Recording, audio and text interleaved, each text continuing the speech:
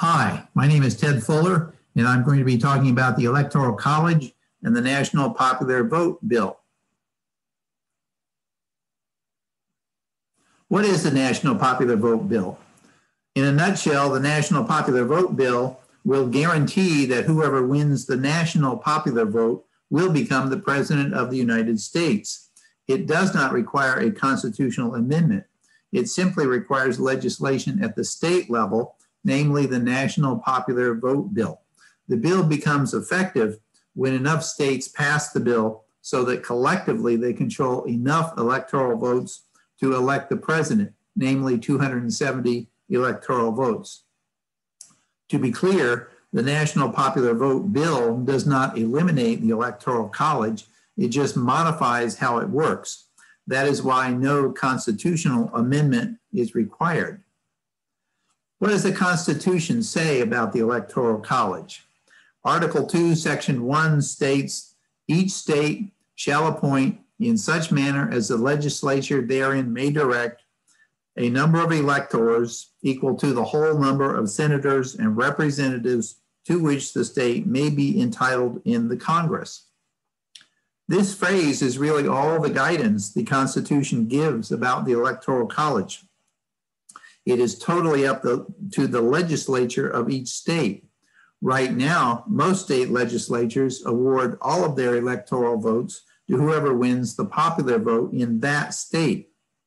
This state level winner-take-all approach that most states use is the crux of the problem, but they could just as easily award all of their electoral votes to whoever wins the national popular vote.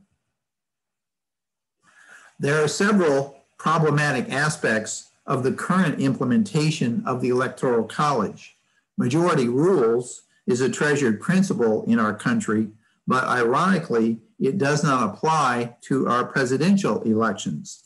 The president is the only elective office that represents all of the people in the country, and yet the president is not selected by majority vote or even a plurality of votes. The mismatch between the popular vote and the electoral vote is no longer an unusual feature of presidential elections. In the last 6 presidential elections, we had 2 second place winners and 2 near misses.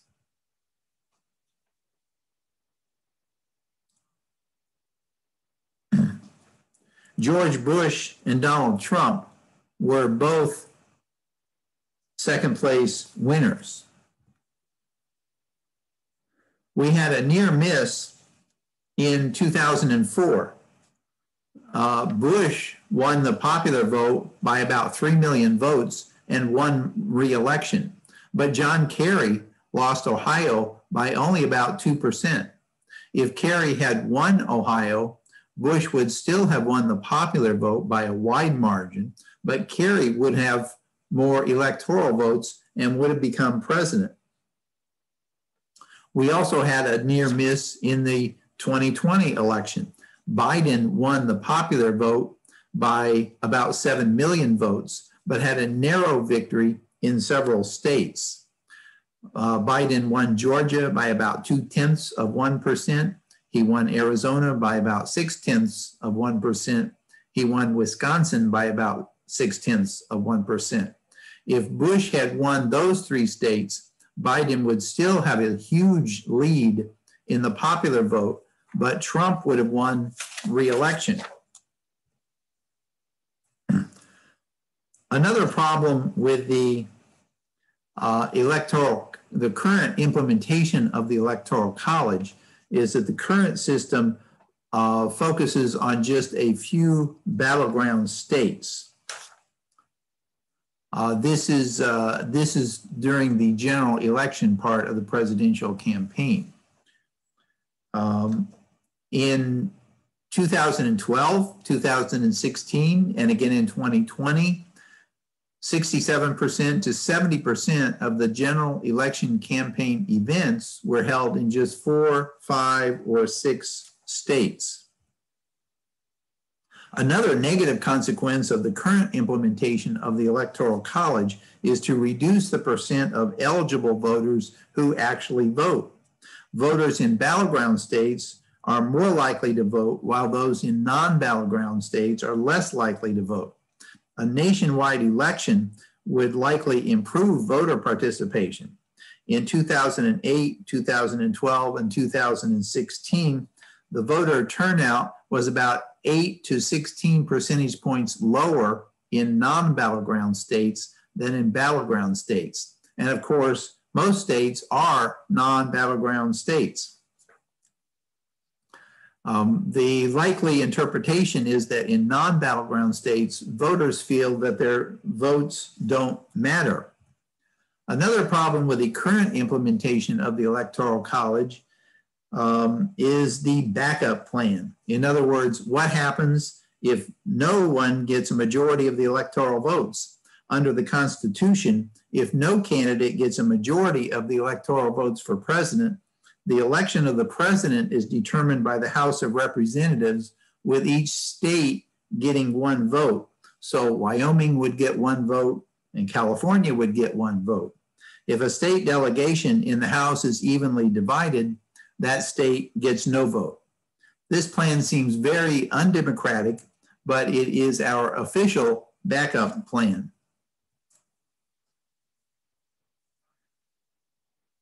Another problem with the current implementation of the Electoral College is that many votes don't count. For example, in California in 2020, Trump got about 6 million votes, but this translated into exactly 0 electoral votes. It's as if those 6 million Trump voters did not vote in California. In New York, in the same election, Trump got over 3 million popular votes. That translated into exactly 0 electoral votes. Again, it's as if no one in New York voted for Trump. So in a very real sense, the more than 9 million votes that Trump got in California and New York did not count. Those 9 million Trump votes were ignored. Similarly, millions of Biden votes in other states did not count. How many votes are ignored? Well, in 2016, over 54 million votes were ignored.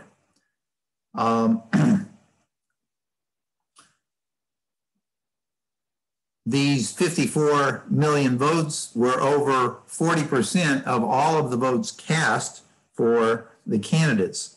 So we are ignoring over 40% of the votes and saying that the result somehow represents the will of the people. Another disadvantage with the current implementation of the Electoral College is that the minority political party in non-battleground states might find it difficult to mobilize their own voters. Here's a summary of the disadvantages of the current implementation of the Electoral College. 1, the person who loses the popular vote can become president. 2, the presidential general election focuses on a few battleground states. 3, the system results in fewer eligible voters voting. 4, if no one gets a majority of the electoral votes, the backup plan is very unpalatable. 5, tens of millions of votes are ignored. 6, it's hard for the minority political party to mobilize their own voters.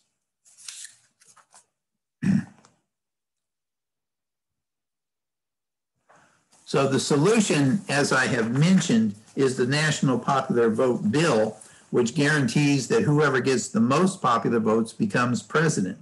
Basically, individual states can pass the bill to award all of their electoral votes to whoever wins the national popular vote. So far, 15 states plus the District of Columbia have passed this law. The bill does not take effect until enough states pass the law so that collectively they have enough electoral votes to determine the outcome of the presidential election, namely 270 electoral votes. Many objections have been raised to this approach, and I'll review some of these objections along with counter arguments. One objection that we sometimes hear is that we should not tinker with the Electoral College. The Founding Fathers created the Electoral College for a reason. But in rebuttal, remember what the Constitution actually says about the Electoral College. I had this text up before. Each state shall appoint in such manner as the legislature thereof may direct a number of electors equal to the whole number of senators and representatives to which the state may be entitled in Congress.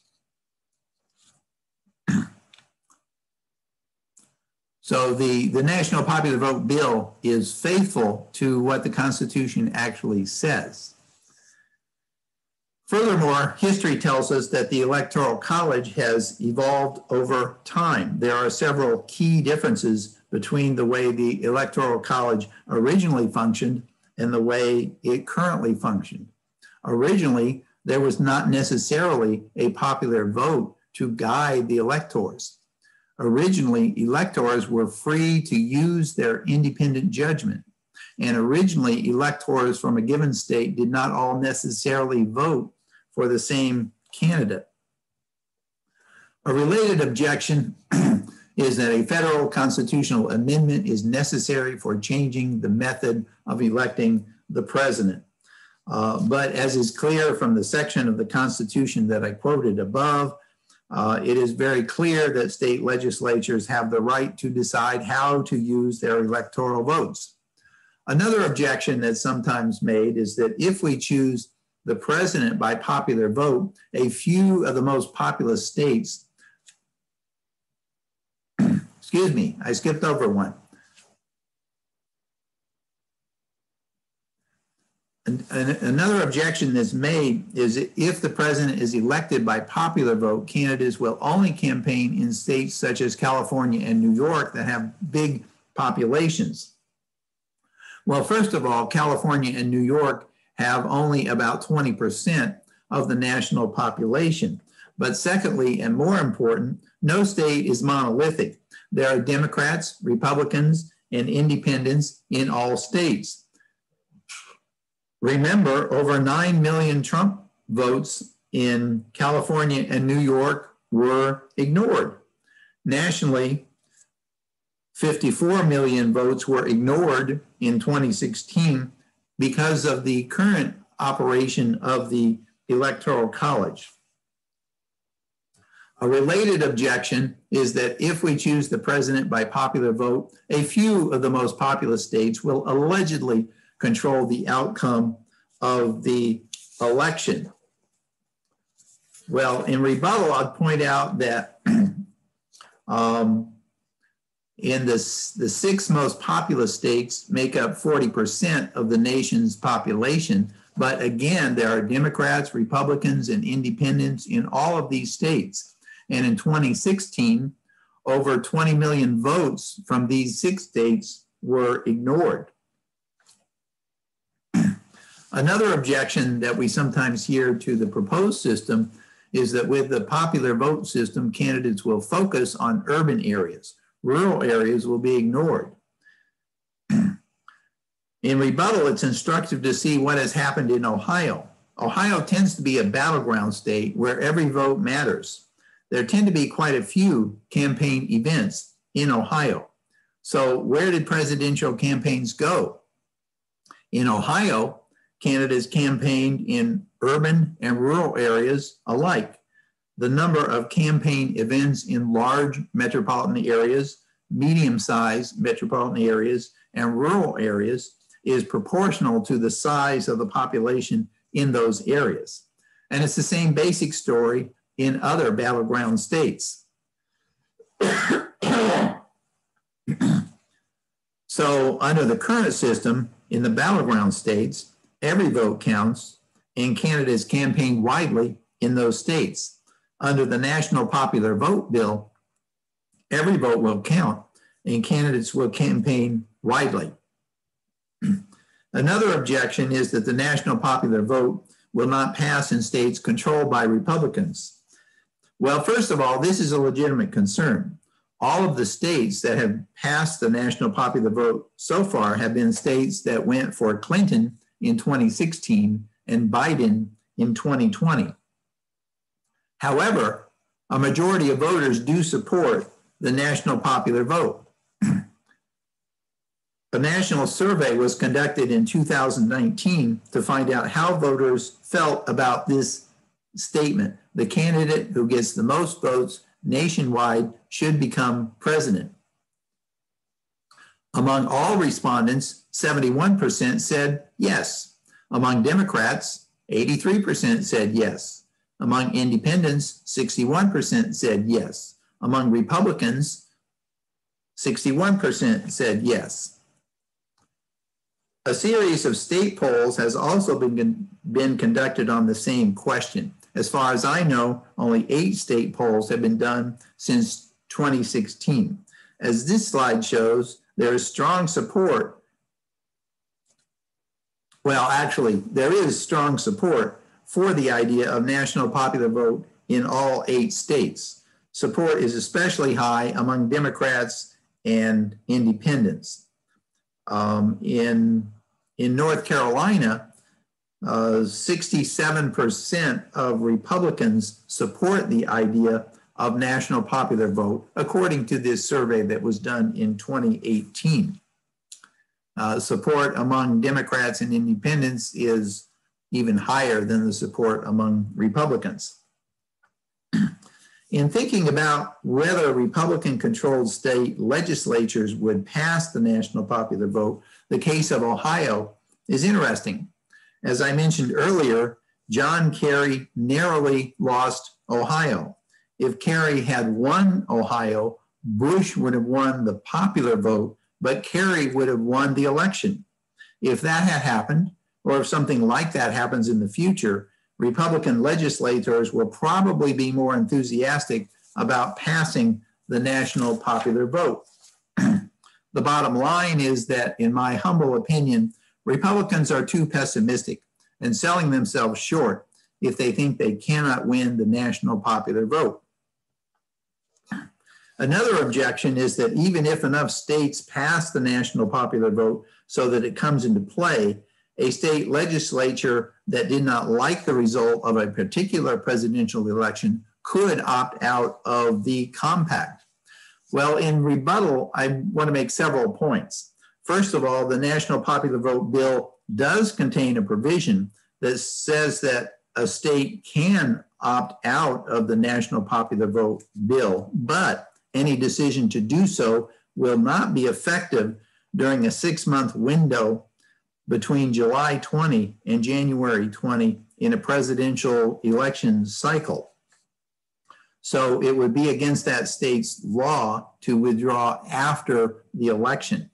Secondly, federal law is very clear that each state's electors must be selected by laws enacted prior to the election in November.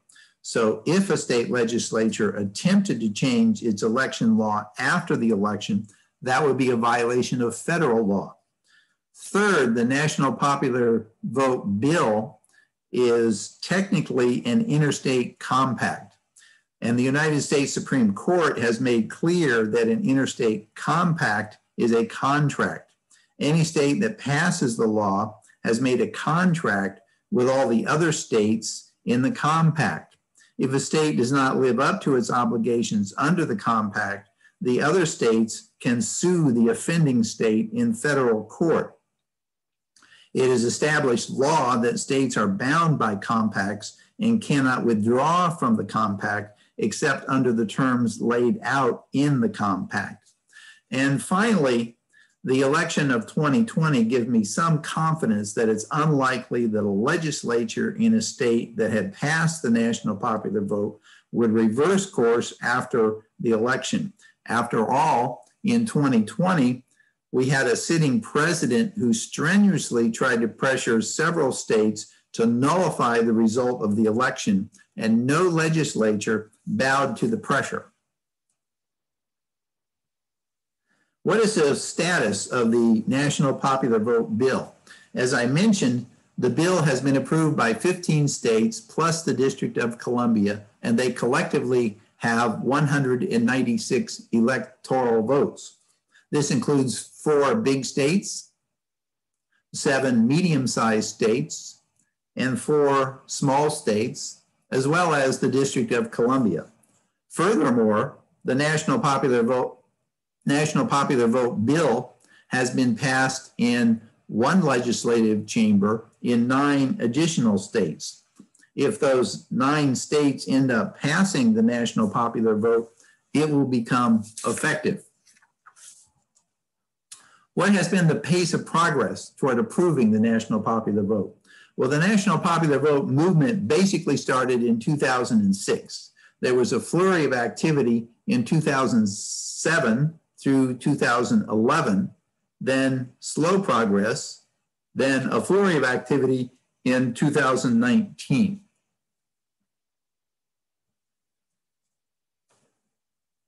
I've already shown this summary of the disadvantages of the current implementation of the Electoral College, but I'd like to revisit that. One of the disadvantages of the current system is that the person who loses the popular vote can become president. But under the national popular vote, by definition, the person who wins the popular vote becomes president. The second problem with the current implementation of the Electoral College is that the presidential general election focuses on just a few battleground states. But with national popular vote, every vote will be equal and every state will be important. A third problem with the current system is that the system results in fewer eligible voters voting. Unless they live in a battleground state, in a very real sense, their vote doesn't count.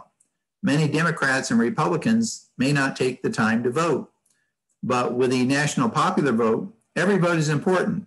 So Republicans in California and Democrats in Alabama will feel like their vote matters. So a higher percent of the electorate will actually vote.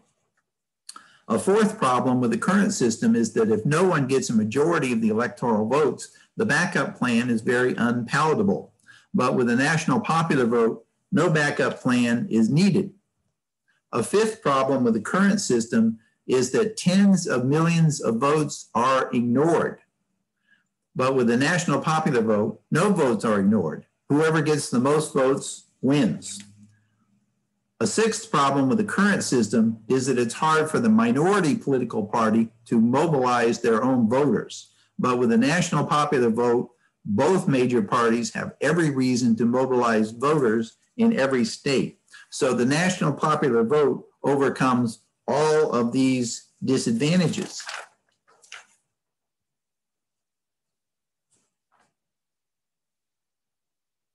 How can you help? Well, as an individual, one way you can help is to contact your state legislators. And an easy way to do that is to go to the website on the screen, namely www.nationalpopularvote.com/NC. This will, at this site, you can put in your address. It will look up who your state legislators are. It will give you a variety of emails that you could,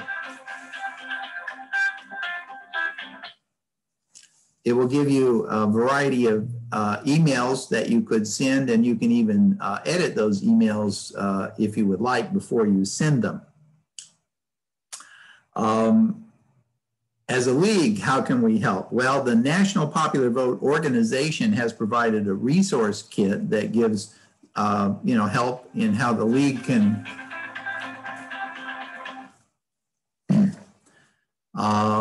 the National Popular Vote organization has provided a resources kit. Also, the league members can contact legislators. League members can give public talks or encourage the public to contact legislators. League members can mail postcards, do phone banking, and write letters to the editor.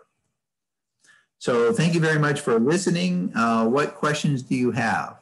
Thank you very much for participating in this.